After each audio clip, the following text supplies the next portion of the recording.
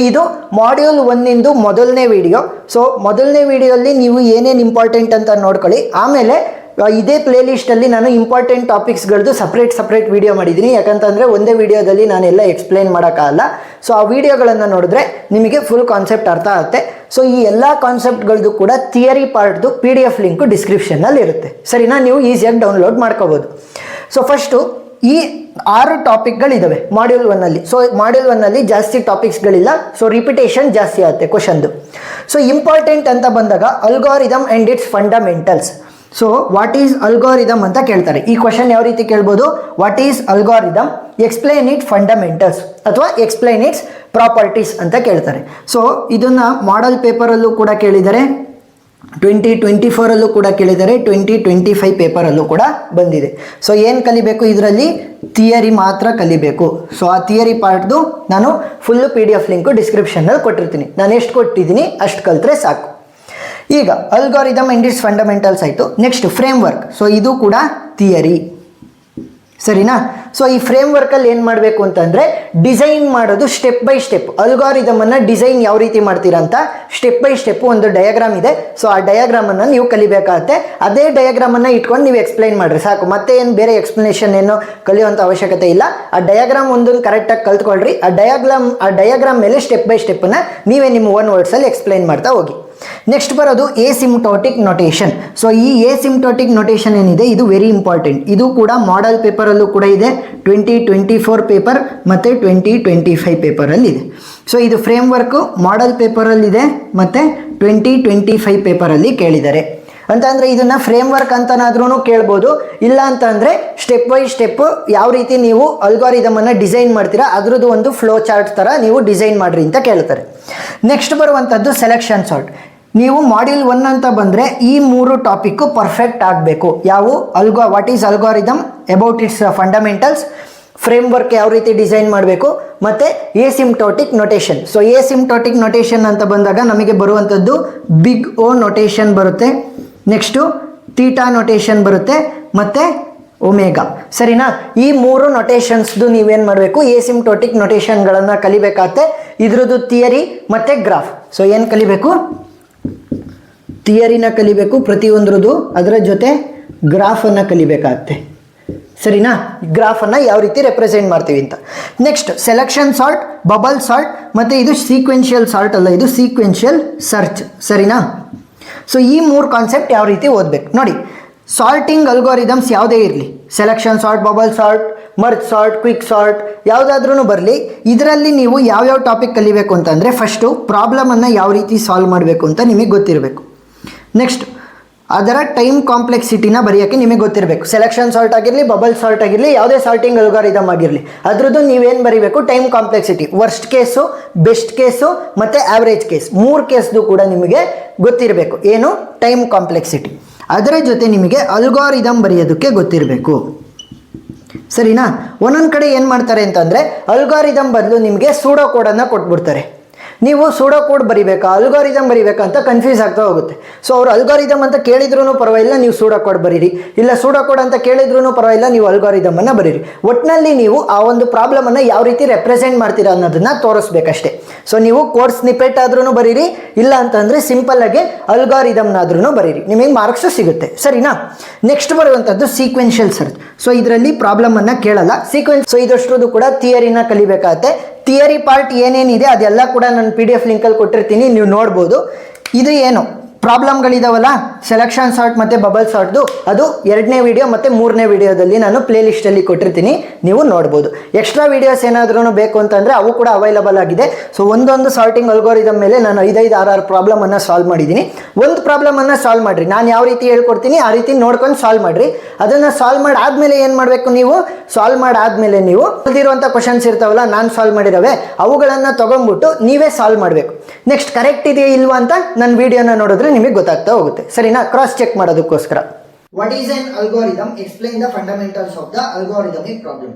So module 1 ಅಂತ ಬಂದಾಗ ನಿಮಗೆ ಆಲ್ಮೋಸ್ಟ್ ಥಿಯರಿ ಕಾನ್ಸೆಪ್ಟ್ಸ್ ಇರುವಂತದ್ದು, ಆಮೇಲೆ ಇದರಲ್ಲಿ ಜಾಸ್ತಿ ಕಾನ್ಸೆಪ್ಟ್ಸ್ ಇಲ್ಲ, ಅದಕ್ಕೋಸ್ಕರ ರಿಪೀಟೆಡ್ ಕ್ವಶನ್ಸೇ ಬರ್ತವೆ.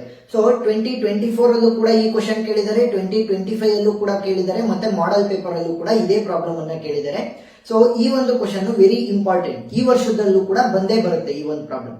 ಸೊ ಏನ್ ಮಾಡಬೇಕು, ಫಸ್ಟ್ ಡೆಫಿನಿಷನ್ ಆಫ್ ಅಲ್ಗೋರಿದಮ್ ಅನ್ನ ಬರೆಯೋಣ. So what is algorithm? It is the precise step by step set of instructions or the rules followed to solve the specific problem or to complete a task. So ನೀವು ಇದನ್ನ short wise ಆಗು ಕೂಡ ಬರೀಬಹುದು, ನೀವು Google ಮಾಡ್ಕೊಂಡ್ರು ಕೂಡ ಇನ್ನೂ easy ಆಗಿರುವಂತಹ definition ಸಿಗ್ತಾ ಹೋಗುತ್ತೆ. ಸೊ ನೆಕ್ಸ್ಟ್ ಪ್ರಾಬ್ಲಮ್ ಡೆಫಿನಿಷನ್ ಅನ್ನ ಬರೆಯೋಣ. Before writing a single line of logic you must clearly understand what needs to be solve. So this involves identifying the input output constraint. ಅಂತ ಅಂದ್ರೆ ನೀವು ಅಲ್ಗೋರಿದಮ್ ಅನ್ನ ಬರಿಬೇಕಾದ್ರೆ ನೀವು ಇನ್ಪುಟ್ ಅನ್ನ ಡಿಫೈನ್ ಮಾಡಬೇಕು, output ಅನ್ನ ಡಿಫೈನ್ ಮಾಡಬೇಕು, ಅದ್ರ ಜೊತೆ ಕನ್ಸ್ಟ್ರೈಂಟ್ಸ್. ಸೊ ಕನ್ಸ್ಟ್ರೈಂಟ್ಸ್ ಅಂತ ಅಂದ್ರೇನು, ಡಿಫರೆಂಟ್ ಸಿನಾರಿಯೋಸ್ ಏನಿರುತ್ತೆ ಅದಷ್ಟನ್ನು ಕೂಡ ನೀವು ಡಿಫೈನ್ ಮಾಡಬೇಕಾಗುತ್ತೆ. Next logic decomposition. So logic decomposition ಅಂತ ಅಂದ್ರೇನು? ಡಿಕಂಪೋಸಿಷನ್ ಅಂತ ಅಂದ್ರೆ ಆದಷ್ಟು ಸ್ಮಾಲ್ ಪಾರ್ಟ್ಸ್ ಗಳಾಗಿ ಡಿವೈಡ್ ಮಾಡ್ಕೊಂತ ಹೋಗೋದು. ಸೊ ಸ್ಮಾಲ್ ಪಾರ್ಟ್ಸ್ ಗಳಾಗಿ ಡಿವೈಡ್ ಮಾಡ್ಕೊಂಡ್ರೆ ಸ್ಮಾಲ್ ಪಾರ್ಟ್ಸ್ ಗಳನ್ನ ಸಾಲ್ವ್ ಮಾಡ್ತಾ ಫುಲ್ ಪ್ರಾಬ್ಲಮ್ ಅನ್ನ ನಾವು ಸಾಲ್ವ್ ಮಾಡಬಹುದು. ಸೊ ಅದನ್ನೇ ಇಲ್ಲಿ ಹೇಳಿರೋದು. Decomposition involves breaking A complex problem into smaller manageable sub problems. So divide and conquer ಅಂತ ಬರುತ್ತೆ. ಸೊ ಇದು ಮರ್ಜ್ ಸಾರ್ಟ್ ಇರಬಹುದು, ಈ ರೀತಿ ಪ್ರಾಬ್ಲಮ್ ಗಳಲ್ಲಿ ಯೂಸ್ ಆಗುತ್ತೆ. ಸೊ ಅದು ಯಾವಾಗ ಅಂತ ನಾನು ಹೇಳ್ಕೊಡ್ತಾ ಹೋಗ್ತೀನಿ ನೆಕ್ಸ್ಟ್ ಮಾಡ್ಯೂಲ್ ಗಳಲ್ಲಿ. Sequence, selection and iteration. Sequence ಅಂತ ಅಂದ್ರೆ ಏನು? ಸೀಕ್ವೆನ್ಸ್ ಅಂತ ಅಂದ್ರೆ ನೀವೊಂದು ಅಲ್ಗೋರಿದಮ್ ಅಥವಾ ಕೋಡ್ ಅನ್ನ ಎಕ್ಸಿಕ್ಯೂಟ್ ಮಾಡ್ತಾ ಇದ್ದೀರಾ ಅಂತ ಅಂದ್ರೆ ಈ ಒಂದು ಪ್ರೊಸೀಜರ್ ಆದ್ಮೇಲೆ ನೆಕ್ಸ್ಟ್ ಪ್ರೊಸೀಜರ್ ಆದ್ಮೇಲೆ ನೆಕ್ಸ್ಟ್ ಪ್ರೊಸೀಜರ್, ಆ ರೀತಿ ಒಂದು ಸೀಕ್ವೆನ್ಸ್ ಇರಬೇಕು. ಫಾರ್ ಎಕ್ಸಾಂಪಲ್ ನೀವು ಒಂದು ರೋಡ್ ಅನ್ನ ಮಾಡ್ತಾ ಇದ್ದೀರಾ ಅಂತ ಅನ್ಕೊಳ್ಳಿ. ಸೊ ಫಸ್ಟ್ ರೋಡ್ ಅನ್ನ ಮಾಡ್ಬೇಕಾದ್ರೆ ಏನ್ ಮಾಡ್ತೀರಾ? ಫಸ್ಟ್ ಮಣ್ಣನ್ನ ಹಾಕ್ತೀರಾ, ಆಮೇಲೆ ಜಲ್ಲಿನ ಹಾಕ್ತೀರಾ, ಆಮೇಲೆ ಎಂಸೈನ್, ಆಮೇಲೆ ಟಾರ್ ಅನ್ನ ಹಾಕ್ತೀರಲ್ವಾ. ಸೊ ಸೀಕ್ವೆನ್ಸ್ ಕರೆಕ್ಟ್ ಇರಬೇಕು. ಸೊ ಫಸ್ಟ್ ಗೆ ಟಾರ್ ಹಾಕ್ತೀರಾ? ಇಲ್ಲ, ಆ ರೀತಿ. ಸೊ ಸೀಕ್ವೆನ್ಸ್ ಕರೆಕ್ಟ್ ಇರಬೇಕಾಗುತ್ತೆ. ನೆಕ್ಸ್ಟ್ ಎರಡನೇದು ಸೆಲೆಕ್ಷನ್. ಸೊ ಸೆಲೆಕ್ಷನ್ ಅಂತ ಬಂದಾಗ ನೀವೊಂದು ಡಿಸಿಷನ್ ಅನ್ನ ಮಾಡ್ಬೇಕಲ್ವಾ. ಸೊ ಅಂದ್ರೆ ಯಾವ ಸ್ಟೇಟ್ಮೆಂಟ್ ಎಕ್ಸಿಕ್ಯೂಟ್ ಆಗಬೇಕು, ನನಗೆ ಯಾವ ರೀತಿ ಔಟ್ಪುಟ್ ಬರಬೇಕು ಅಂತ. ಸೊ ಅದಕ್ಕೋಸ್ಕರ ನಾವು ಇಫ್, ದೆನ್, ಎಲ್ಸ್ ಈ ಸ್ಟೇಟ್ಮೆಂಟ್ ಗಳನ್ನ ಯೂಸ್ ಮಾಡ್ತಾ ಹೋಗ್ತೀವಿ. Next iteration. ಸೊ ಇಟಿರೇಷನ್ ಅಂತ ಅಂದ್ರೆ repeating A set of instructions until A condition is met. For example ನೀವೇನಾದ್ರೂ ಕೂಡ 1 to 10 ನಂಬರ್ಸ್ ಅನ್ನ ಎಕ್ಸಿಕ್ಯೂಟ್ ಅಥವಾ ನೀವೇನ್ ಮಾಡ್ತಾ ಇದ್ದೀರಾ, ರಿಟರ್ನ್ ಮಾಡ್ತಾ ಇದ್ದೀರಾ ಅಂತ ಅನ್ಕೊಳ್ಳಿ. ಸೊ ಅವಾಗ ಏನ್ ಮಾಡ್ತೀರಾ, 1 to 10 ಲೂಪ್ ಅಲ್ಲಿ ಹಾಕ್ತೀರಾ. ಸೊ ಲೂಪ್ ಅಲ್ಲಿ ಹಾಕಿದಾಗ ಏನಾಗುತ್ತೆ, 1 ಇಂದ 10 ವರೆಗೂ ಕೂಡ ಅಷ್ಟು ಕೂಡ ನಂಬರ್ಗಳು ಪ್ರಿಂಟ್ ಆಗ್ತವೆ. ಸೊ ಈ ರೀತಿ ಲೂಪ್ ಅನ್ನ ಮಾಡೋದಕ್ಕೆ ಏನ್ ಮಾಡ್ತೀವಿ, ಇಟಿರೇಷನ್ಸ್ ಅನ್ನ ಯೂಸ್ ಮಾಡ್ತೀವಿ. Next representation. ಸೊ ರೆಪ್ರೆಸೆಂಟೇಷನ್ ಅಂತ ಬಂದಾಗ ಫ್ಲೋ ಚಾರ್ಟ್, ಇಲ್ಲ ಅಂತಂದ್ರೆ ಸೂಡೋ ಕೋಡ್ಸ್. ಸೊ ಅದೇನು ಅಂತ ನಾನು ಹೇಳ್ಕೊಡ್ತಾ ಹೋಗ್ತೀನಿ ಇದೇ ವಿಡಿಯೋದಲ್ಲಿ, ಸೂಡೋ ಕೋಡ್ಸ್ ತೋರಿಸ್ತಾ ಹೋಗ್ತೀನಿ. Next efficiency. ಸೊ ಎಫಿಷಿಯನ್ಸಿ ಅಂತ ಬಂದಾಗ ನಮಗೆ ಮೇಜರ್ ಆಗಿ ಎರಡು ಬರುತ್ತೆ. ಒಂದು ಟೈಮ್ ಕಾಂಪ್ಲೆಕ್ಸಿಟಿ, ಎರಡನೇದು ಸ್ಪೇಸ್ ಕಾಂಪ್ಲೆಕ್ಸಿಟಿ.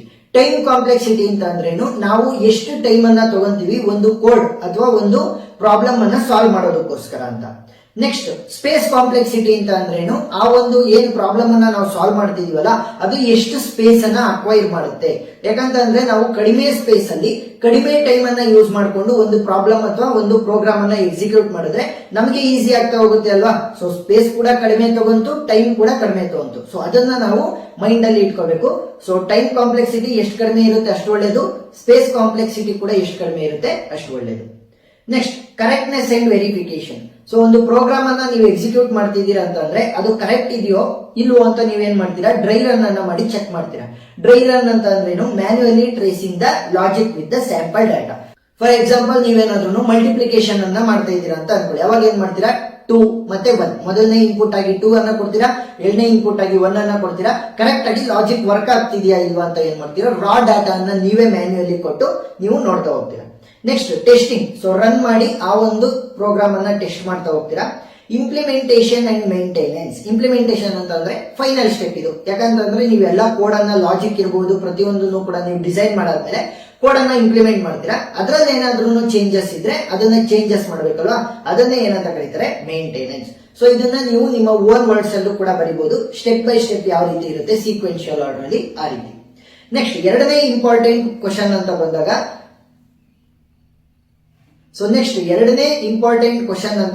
ಬರುವಂತದ್ದು write the neat diagram and explain the different step in designing and analysis algorithm.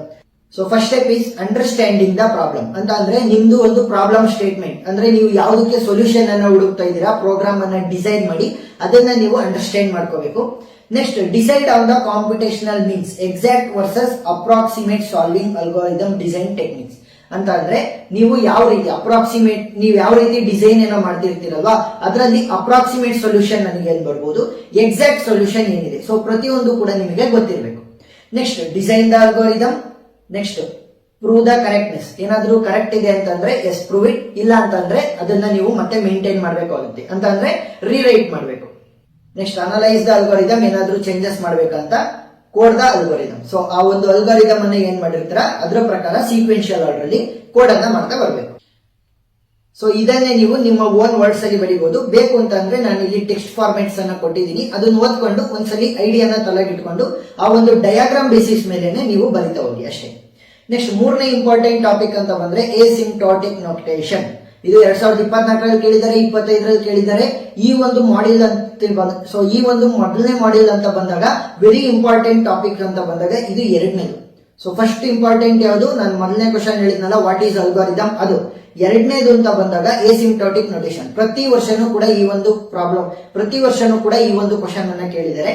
So what is ಎಸಿಂಪ್ಟೋಟಿಕ್ notation ಅಂತ ಬರ್ದ್ಬಿಟ್ಟು ಸೊ ಅದರಲ್ಲಿರುವಂತಹ ಡಿಫರೆಂಟ್ ಟೈಪ್ಸ್ ಅನ್ನ ಕೂಡ ನಾವು ರೆಪ್ರೆಸೆಂಟ್ ಮಾಡಬೇಕು. So what is asymptotic notation? It is used to describe the running time of an algorithm, that is how much time an algorithm takes with a given input. ಅಂತಂದ್ರೆ time complexity ನ ಇದು represent ಮಾಡ್ತಾ ಹೋಗುತ್ತೆ. ಇದರಲ್ಲಿ major ಆಗಿ 3 types ಬರುತ್ತೆ, big ಓ, omega ಮತ್ತೆ theta. So ಟೀಟಾನ ಯಾವ ರೀತಿ ರೆಪ್ರೆಸೆಂಟ್ ಮಾಡ್ತೀವಿ, ಈ ರೀತಿ. ನೆಕ್ಸ್ಟ್ ಮೊದಲನೇದು ಒಂದೊಂದಾಗಿ ನೋಡ್ತಾ ಹೋಗೋಣ. Big O notation. This notation is the formal way to represent the upper bound. So ಇದೇನ್ ಮಾಡುತ್ತೆ, upper bound of an algorithm of the running time. It measures the worst case time complexity or the largest amount of the time an algorithm can possibly take to complete. ಅಂತಂದ್ರೆ for example ಇಲ್ಲಿ ಒಂದು diagram ಇದೆ ನೋಡಿ. ಇಲ್ಲಿ F of N ಅನ್ನ ನಾವೇನಾದ್ರೂ ಕೂಡ ನಾವು ಕಂಪ್ಲೀಟ್ ಮಾಡಬೇಕಾಗಿರುವಂತ ಡೆಡ್ ಲೈನ್ ಅಂತ ಅನ್ಕೊಂಡ್ರೆ ಅದಕ್ಕಿಂತ ಜಾಸ್ತಿ ಟೈಮ್ ಅನ್ನ ತಗೊಂತಿದೆ ನೋಡಿ, ಅಪ್ಪರ್ ಬೌಂಡ್. ಸೊ ಈ ಒಂದು ಟೈಮ್ ಗಿನ್ನ ಇದು ಜಾಸ್ತಿ ತಗೊಂತಾ ಇದೆ ಅಂತ ಅಂದ್ರೇನು, ನಮಗೆ ಅಲೋಕೇಟ್ ಮಾಡಿರುವಂತ ಟೈಮ್ ಗಿನ್ನ ಜಾಸ್ತಿ ಟೈಮ್ ಅನ್ನ ತಗೊಂಡ್ರೆ ನಾವೇನಂತ ಕರಿತೀವಿ ಅದನ್ನ ಅಪ್ಪರ್ ಬೌಂಡ್. ಜಾಸ್ತಿ ಟೈಮ್ ತಗೊಂತಾ ಇದೆ ಅಂತಂದ್ರೆ ಅದು ವರ್ಸ್ಟ್ ಸಿನಾರಿಯೋ. ಸೊ ಅದನ್ನ ರೆಪ್ರೆಸೆಂಟ್ ಮಾಡೋದು ಅದು ಬಿಗ್ ಓ ನೊಟೇಷನ್. ನೆಕ್ಸ್ಟ್ ಬರುವಂತದ್ದು ಒಮೆಗಾ. ಸೊ ಒಮೆಗಾ ಅಂತ ಬಂದಾಗ this notation is the formal way to represent the lower bound. So lower bound ಅಂತ ಅಂದ್ರೇನು, ನಮಗೆ ಸ್ಪೆಸಿಫೈ ಮಾಡಿರುವಂತ ಟೈಮ್ ಅಂತ ಅಂದ್ರೆ ಡೆಡ್ ಲೈನ್ ಗಿನ್ನ ಮುಂಚೆನೆ ನಾವು ಈ ಒಂದು ಟಾಸ್ಕ್ ಅನ್ನ ಕಂಪ್ಲೀಟ್ ಮಾಡಬಹುದು. ಸೊ ನೋಡಿ ಇಲ್ಲಿ ಕೆಳಗಡೆ ಇದೆ, ನಮಗೆ ಇರುವಂತ ಡೆಡ್ ಲೈನ್ ಗಿನ್ನ ಕಡಿಮೆ ಇದೆ. ಸೊ ಈ ರೀತಿ ಅಂಡರ್ಸ್ಟ್ಯಾಂಡ್ ಮಾಡ್ಕೊಂತ ಹೋಗಿ ಈಸಿಯಾಗಿ ಬರಿತಾ ಹೋಗ್ಬೋದು. So it represents the lower bound and it is the best amount of the time taken. ಸರಿನಾ?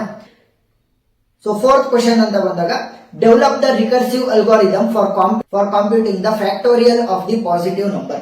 ಫ್ಯಾಕ್ಟೋರಿಯಲ್ ಅಂತಂದ್ರೇನು, ಫಾರ್ ಎಕ್ಸಾಂಪಲ್ ನೋಡಿ 2 ಫ್ಯಾಕ್ಟೋರಿಯಲ್. ಸೊ 2 ಫ್ಯಾಕ್ಟೋರಿಯಲ್ ಅಂತಂದ್ರೆ 2 into 1. ಸೊ ರೆಡ್ಯೂಸ್ ಮಾಡ್ತಾ ಬರ್ಬೇಕು. ಫಾರ್ ಎಕ್ಸಾಂಪಲ್ 4 ಫ್ಯಾಕ್ಟೋರಿಯಲ್ ಅಂತಂದ್ರೆ ಏನಾಗುತ್ತೆ, 4 cross 3 cross 2 cross 1. ಅದೇ ರೀತಿ 10 ಫ್ಯಾಕ್ಟೋರಿಯಲ್ ಅಂತಂದ್ರೆ ಏನಾಗುತ್ತೆ, 10 cross 9 cross 8 cross ಈ ರೀತಿ 1 ವರ್ಗು ಕೂಡ ನಾವು ಮಲ್ಟಿಪ್ಲೈ ಮಾಡ್ತಾ ಬರ್ಬೇಕಂತೆ. So this is the factorial. So ಈ ಫ್ಯಾಕ್ಟೋರಿಯಲ್ ನ ಕಂಡುಹಿಡಿಯೋದಕ್ಕೆ ಸ್ಟೆಪ್ ಬೈ ಸ್ಟೆಪ್ ಅಲ್ಗಾರಿದಮ್ ಅನ್ನ ಬರೆಯೋಣ. ಮೊದಲನೇ ಸ್ಟೆಪ್ ಏನು, ಸ್ಟಾರ್ಟ್ ಅನ್ನ ಮಾಡಬೇಕು. Next initialise the factorial is equal to 1 ಅಂತ ಅಂದ್ರೆ ಮೊದಲನೇ ಫ್ಯಾಕ್ಟೋರಿಯಲ್ ಏನಾಗಿರುತ್ತೆ, 1 ನ factorial will be equal to 1 ಅಲ್ವಾ. So this will be the basic condition. Next read N ಅಂತ ಅಂದ್ರೆ ನಾವು ಯಾವ ಒಂದು ನಂಬರ್ಗೆ ಫ್ಯಾಕ್ಟೋರಿಯಲ್ ಬರಿತಾ ಇದೀವಿ. ಫಾರ್ ಎಕ್ಸಾಂಪಲ್ ಇವಾಗ ಎನ್ ವ್ಯಾಲ್ಯೂ ಏನಾಗಿದ್ರು 5 ಇದೆ ಅಂತ ಅನ್ಕೊಳ್ಳಿ. ಸೊ ಇವಾಗ 5 ಫ್ಯಾಕ್ಟೋರಿಯಲ್ ಅನ್ನ ನಾವು ಕಂಡುಹಿಡಿಬೇಕು ಅಂತ ಈ ರೀತಿ. ಸ್ಟೆಪ್ 4 ಏನು, for i is equal to 1 to n. I is equal to 1 to n ಅಂತ ಅಂದ್ರೆ ಇವಾಗ ಐ ಎಲ್ಲಿಂದ ಸ್ಟಾರ್ಟ್ ಆಗುತ್ತೆ, 1 ಇಂದ ಸ್ಟಾರ್ಟ್ ಆಗುತ್ತೆ. ಎನ್ ವ್ಯಾಲ್ಯೂ ನಾವೇನ್ ಸ್ಪೆಸಿಫೈ ಮಾಡಿದೀವಿ, 5 ಅಂತ ಸ್ಪೆಸಿಫೈ ಮಾಡಿದೀವಿ. ಸೊ 1 ಇಂದ 5 ವರ್ಗು ಕೂಡ factorial is equal to fact into i. So i ಅಂತ ಅಂದ್ರೇನು, ಇನ್ಕ್ರಿಮೆಂಟ್ ಆಗ್ತಾ ಇರುತ್ತಲ್ಲ ಐ. ಸೊ ಆ ವ್ಯಾಲ್ಯೂನ ಇಲ್ಲಿ ಮಲ್ಟಿಪ್ಲೈ ಮಾಡಬೇಕು. I will be equal to i plus 1. ನೋಡಿ ಇಲ್ಲಿ ಇನ್ಕ್ರಿಮೆಂಟ್ ಆಗ್ತಾ ಇದೆ, ಪ್ರತಿಯೊಂದು ಸ್ಟೆಪ್ ಅಲ್ಲೂ ಕೂಡ ಇನ್ಕ್ರಿಮೆಂಟ್ ಆಗ್ತಾ ಹೋಗುತ್ತೆ. So display the factorial. Step 6 ಏನಾಗುತ್ತೆ, ಸ್ಟಾಪ್. ಸೊ ನೀವು ಈ ಒಂದು ಕ್ವಶನ್ ಅನ್ನ ಕೇಳಿದಾಗ ನೀವು ಅಲ್ಗಾರಿದಮ್ ಗೊತ್ತಿಲ್ಲ ಅಂತಂದ್ರೂ ಕೂಡ ಸೂಡೋ ಕೋಡ್ ಅನ್ನ ಡೈರೆಕ್ಟ್ ಆಗಿ ಬರ್ಬಿಡ್ರಿ. ಸೂಡೋ ಕೋಡ್ ಬರೆದ್ರೆ ಇನ್ನೂ ಜಾಸ್ತಿ ಮಾರ್ಕ್ಸ್ ಸಿಗುವಂತ ಸಾಧ್ಯತೆ ಇರುತ್ತೆ, ಅಂದ್ರೆ ಫುಲ್ ಆನ್ ಫುಲ್ ಮಾರ್ಕ್ಸ್ ಸಿಗುವಂತ ಸಾಧ್ಯತೆ ಇರುತ್ತೆ. ಯಾಕೆ ಗೊತ್ತಾ, ನಿಮಗೆ ಅಲ್ಗಾರಿದಮ್ ಅನ್ನ ಸ್ಟೆಪ್ ಬೈ ಸ್ಟೆಪ್ ಬರಿಬೇಕಾದ್ರೆ ಅಷ್ಟು ಗೊತ್ತಿರಲ್ಲ, ಅಂತಂದ್ರೆ ಅಷ್ಟು ಕ್ಲಿಯಾರಿಟಿ ಇರಲ್ಲ. ನೀವ್ ಹೆಂಗ್ ಬೇಕಂಗ್ ಬರ್ದು ಬಿಡ್ಬೋದು. ಬಟ್ ನೀವು ಸೂಡೋ ಕೋಡ್ ಅನ್ನ ಪರ್ಫೆಕ್ಟ್ ಆಗಿ ಬರ್ದಿದ್ದೀರಾ ಅಂತಂದ್ರೆ ನಿಮಗೆ ಅಲ್ಗಾರಿದಮ್ ಗೊತ್ತಿರುತ್ತೆ ಅಂತ ಅವರಿಗೆ ಗೊತ್ತಾಗುತ್ತೆ. ಸೊ ಅದಕ್ಕೋಸ್ಕರ ನೀವೇನ್ ಮಾಡ್ರಿ, ಆದಷ್ಟು ಸೂಡೋ ಕೋಡ್ಗಳನ್ನ ಬರೆಯೋದಕ್ಕೆ ಹೋಗಿ. ಸೊ ನೆಕ್ಸ್ಟ್ ಪ್ರಾಬ್ಲಮ್ ಅಲ್ಲಿ ನಾನು ತೋರಿಸ್ತೀನಿ ಸೂಡೋ ಕೋಡ್ ಅನ್ನ ಯಾವ ರೀತಿ ಕ್ಯಾಲ್ಕುಲೇಟ್ ಮಾಡೋದು ಅಂತ. ನೋಡಿ, ಇಲ್ಲಿ ಎಫಿಷಿಯನ್ಸಿಯನ್ನು ಕೂಡ ಕೇಳಿದರೆ in terms of order of growth. Since there are n-1 multiplication. So n-1 multiplication ಅಂತ ಅಂದ್ರೆ ಇವಾಗ 5 ನಂಬರ್ಸ್ ಅನ್ನ ನಾವು ತಗೊಂಡಿದ್ವಲ್ಲ, 5 ಫ್ಯಾಕ್ಟೋರಿಯಲ್ ಅನ್ನ ಕಂಡುಹಿಡಿಯೋದಕ್ಕೆ. ಸೊ ಎಷ್ಟು ನಂಬರ್ ಮಲ್ಟಿಪ್ಲೈ ಮಾಡ್ತೀವಿ, 5 - 1 ಅಂತ ಅಂದ್ರೆ 4 ಸಲಿ 4 ಸಲಿ ಮಲ್ಟಿಪ್ಲೈ ಮಾಡ್ತಾ ಹೋಗ್ತೀವಿ ಅಂತ ಇದು ಸ್ಪೆಸಿಫೈ ಮಾಡ್ತಾ ಇದೆ. So the time complexity will be equal to order of n ಅಂತ ಅಂದ್ರೆ ಎಷ್ಟು ನಂಬರ್ದು ಫ್ಯಾಕ್ಟೋರಿಯಲ್ ಬೇಕು ಅದರ ಮೇಲೆ ಟೈಮ್ ಕಾಂಪ್ಲೆಕ್ಸಿಟಿ ನಿಂತಿದೆ. ಅದು ಜಾಸ್ತಿ ಆದಂಗೆ ಟೈಮ್ ಕಾಂಪ್ಲೆಕ್ಸಿಟಿ ಕೂಡ ಜಾಸ್ತಿ ಆಗ್ತಾ ಹೋಗುತ್ತೆ. ಫಾರ್ ಎಕ್ಸಾಂಪಲ್ ಇವಾಗ 5 ಮತ್ತೆ 10 ಅಂತ ತಗೊಂಡ್ರೆ 5 ಗೆ ಕಾಂಪ್ಲೆಕ್ಸಿಟಿ ಚಿಕ್ಕದ, 10 ಗೆ ಟೈಮ್ ಕಾಂಪ್ಲೆಕ್ಸಿಟಿ ಚಿಕ್ಕದ. 5 because 5 is the smaller one, multiplication ಮಾಡೋದು ಬೇಗ ಆಗುತ್ತೆ. 10 is the bigger one, so increment ಮಾಡ್ತಾ ಮಾಡ್ತಾ ಮಲ್ಟಿಪ್ಲಿಕೇಶನ್ ಮಾಡೋದು ಜಾಸ್ತಿ ಹೊತ್ತಾಗ್ತಾ ಹೋಗುತ್ತೆ. Next 5th problem, write on algorithm to find the maximum element in an array of n elements. So ಇವಾಗ ಹೇಳ್ಕೊಡ್ತೀನಿ ನೋಡಿ. ಇಂಟ್ ಮ್ಯಾಕ್ಸಿಮಮ್, ಇಂಟ್ ಅರೇ ಮತ್ತೆ ಇಂಟ್ n. ಇಂಟ್ n ಅಂತ ಅಂದ್ರೇನು, ಇದು ನಾವು ಸೈಜ್ ಅನ್ನ ಸ್ಪೆಸಿಫೈ ಮಾಡ್ತಾ ಇದೀವಿ ಅಂತ. ಸೊ n ಅಂತ ಅಂದ್ರೇನು, ಸೈಜ್ ಆಫ್ ದಿ ಅರೇ. ಸರಿನಾ? Int i max is equal to 0. So max is equal to 0 ಅಂತಂದ್ರೆ ಅಟ್ ಇನಿಷಿಯಲ್ ಸ್ಟೇಟ್. ಈಗ ನಾವು ಪ್ರಾಬ್ಲಮ್ ಅನ್ನ ಶುರು ಮಾಡ್ತಿರೋದ್ರಿಂದ ಮ್ಯಾಕ್ಸಿಮಮ್ ವ್ಯಾಲ್ಯೂನ ನಾವು 0ಗೆ ಈಕ್ವೇಟ್ ಮಾಡಿದೀವಿ. ಸೊ ಅದೇನಾಗುತ್ತೆ, ಇನ್ಕ್ರಿಮೆಂಟ್ ಆಗ್ತಾ ಹೋಗುತ್ತೆ. ಅರೆಯನ್ನ ಟ್ರಾವರ್ಸ್ ಮಾಡ್ತಾ ಹೋಗುತ್ತಲ್ವಾ, ಅದ್ರ ಪ್ರಕಾರ ಬಿಗ್ಗೆಸ್ಟ್ ವ್ಯಾಲ್ಯೂ ಯಾವ್ದಿರುತ್ತೆ ಅಂತಂದ್ರೆ ಮ್ಯಾಕ್ಸಿಮಮ್ ವ್ಯಾಲ್ಯೂ ಯಾವ್ದಿರುತ್ತೆ ಅದ್ರ ಪ್ರಕಾರ ಅಪ್ಡೇಟ್ ಆಗ್ತಾ ಹೋಗುತ್ತೆ. ನೋಡಿ, for i is equal to 0, i less than n, i plus plus ಅಂತ ಅಂದ್ರೆ ಅದೇನಾಗುತ್ತೆ, 0 ಇಂದ ಶುರು ಆಗುತ್ತೆ. ನೋಡಿ, 0 ಇಸ್ ದ ಮ್ಯಾಕ್ಸಿಮಮ್ ವ್ಯಾಲ್ಯೂ ಅಲ್ವಾ. ಸೊ ಎಷ್ಟು ನಂಬರ್ ಆಫ್ ಎಲಿಮೆಂಟ್ಸ್ ಇರ್ತವೆ. ಫಾರ್ ಎಕ್ಸಾಂಪಲ್ ಒಂದು ಅರೇ ಇದೆ, ಆ ಅರೇ ಸೈಜ್ ಏನಾದ್ರೂ ಕೂಡ 7 ಆಗಿದೆ ಅಂತ ಅನ್ಕೊಳ್ಳಿ. ಅರೇ ಸೈಜ್ 7. ಸೊ ಏನಾಗುತ್ತೆ, 7 ವರ್ಗು ಕೂಡ 7th ಇಂಡೆಕ್ಸ್ ವರ್ಗು ಕೂಡ ಅದು ಹೋಗ್ತಾ ಹೋಗುತ್ತೆ. If array I greater than maximum value. So array I greater than maximum value ಅಂತಂದ್ರೆ ನಾನು ಎಕ್ಸಾಂಪಲ್ ಮುಖಾಂತರನೇ ತೋರಿಸ್ತೀನಿ ನೋಡಿ. 1 2 3 4 5 6 7. ಸೊ ಇದನ್ನ ಒಂದು ಅರೇ ಅಂತ ಅನ್ಕೊಂಡ್ರೆ ಐ ಎಲ್ಲಿಂದ ಶುರು ಆಗುತ್ತೆ, ಮೊದಲನೇ ಎಲಿಮೆಂಟ್ ಇಂದ ಶುರು ಆಗುತ್ತೆ. ಸೊ ಇವಾಗ ಮ್ಯಾಕ್ಸಿಮಮ್ ವ್ಯಾಲ್ಯೂ ಏನಿದೆ, maximum value is equal to 0 at the initial state. ಈಗ ಐ ವ್ಯಾಲ್ಯೂ ಏನಿದೆ 1. So 1 is greater than 0. So 1 is greater than 0 ನಾ? ಎಸ್. ಸೊ ಇವಾಗ ಏನಾಗುತ್ತೆ, ಮ್ಯಾಕ್ಸಿಮಮ್ ವ್ಯಾಲ್ಯೂ ಅಪ್ಡೇಟ್ ಆಗುತ್ತೆ, that will be equal to 1. ಈಗ maximum value ಏನಾಗಿದೆ ನನಗೆ, maximum value is equal to 1. Next I ಏನಾಗುತ್ತೆ, I will be incrementing. So I ಏನಾಯ್ತು, ಬಲಗಡೆ ಬಂತು. ಈಗ ಐ ವ್ಯಾಲ್ಯೂ ಏನಿದೆ 2. ನೆಕ್ಸ್ಟ್ ಮ್ಯಾಕ್ಸಿಮಮ್ ವ್ಯಾಲ್ಯೂ ಏನಿದೆ 1. So i value is greater than maximum value. I value greater than maximum value ಅಂತಂದ್ರೆ ಏನಾಗುತ್ತೆ, maximum value will be equal to this one 2. So ಈ ರೀತಿ ಅಪ್ಡೇಟ್ ಆಗ್ತಾ ಏನಾಗುತ್ತೆ, ಮ್ಯಾಕ್ಸಿಮಮ್ ವ್ಯಾಲ್ಯೂನ ಫೈಂಡ್ ಔಟ್ ಮಾಡ್ತಾ ಹೋಗ್ಬೋದು. ಸೊ ಮಾಡ್ಯೂಲ್ 1 ಏನೇನು ಇಂಪಾರ್ಟೆಂಟ್ ಟಾಪಿಕ್ಸ್ ಇದೆ ಮಾಡಲ್ ಪೇಪರ್ 2024-2025 ಪೇಪರ್ ಪ್ರಕಾರ ಅಂತ ನಾನು ಹೇಳಿದ್ದೀನಿ. ನಿಮ್ಗೇನಾದ್ರೂ ಎಲ್ಲ ಟಾಪಿಕ್ಸ್ಗಳನ್ನು ಕವರ್ ಮಾಡೋಕ್ಕಾಗದೇ ಇದ್ದರೆ ಈ 3 ಟಾಪಿಕ್ಸನ್ನು ಪರ್ಫೆಕ್ಟಾಗಿ ನೀವು ರೆಡಿ ಆಗಿರಬೇಕು. ಅಲ್ಗಾರಿದಮ್, ಫ್ರೇಮ್ವರ್ಕ್ ಮತ್ತು ಅಸಿಂಪ್ಟೋಟಿಕ್ ನೋಟೇಷನ್, ಈ 3 ಒಂಥರ ಆಪ್ಷನಲ್ ಇದ್ದಂಗೆ. ಸರಿನಾ? ನಿಮಗೆ ಇಷ್ಟ, ನೀವು ಫುಲ್ ಕಾನ್ಸೆಪ್ಟ್ ಕಲಿಬೇಕು ಅಂತಂದರೆ ಕಲಿತಾ ಹೋಗಿ. ಎಲ್ಲದಕ್ಕೂ ಕೂಡ ರಿಸೋರ್ಸ್ ಅವೈಲಬಲ್ ಇದೆ. ಏನಾದರೂ ಡೌಟ್ ಇದ್ದರೆ ಕಮೆಂಟ್ ಸೆಕ್ಷನಲ್ಲಿ ತಿಳಿಸಿ, ನಾನು ಆದಷ್ಟು ಬೇಗ ಕ್ಲಾರಿಫೈ ಮಾಡ್ತೀನಿ. ವಿಡಿಯೋ ಇಷ್ಟ ಆಗಿದ್ರೆ ಸಬ್ಸ್ಕ್ರೈಬ್ ಆಗೋದನ್ನು ಮರಿಬೇಡಿ. Thank you.